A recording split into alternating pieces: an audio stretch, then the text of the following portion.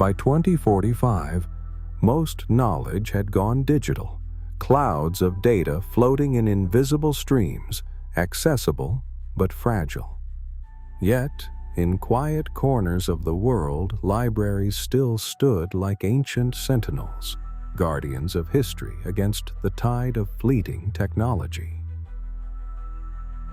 These libraries, known now as memory vaults, were no longer public spaces but sacred archives, maintained by a rare order of archivists.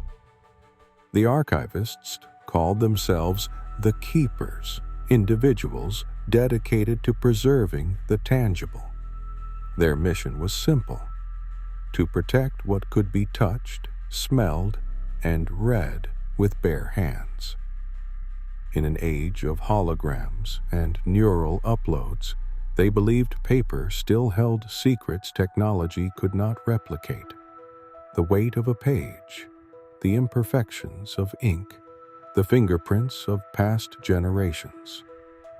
Within these vaults were books no longer printed, maps of lands reshaped by climate, photographs of cities now underwater, and journals of voices long silenced.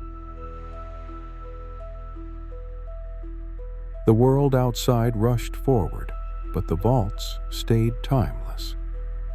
The air within them was cool and still, humming softly with preservation units designed to keep the fragile past alive. The keepers welcomed visitors, but only rarely. Those who came sought more than information. They sought connection. A young historian ran her fingers over the brittle edges of a 2023 journal, marveling at the steady penmanship of someone who had lived a life she could only imagine. An engineer studied a 19th century blueprint, finding inspiration in its raw simplicity. A child, wide-eyed, turned the pages of an illustrated book and discovered the magic of dragons for the first time. The world outside called these libraries relics, unnecessary in a time where AI could recreate any text or image.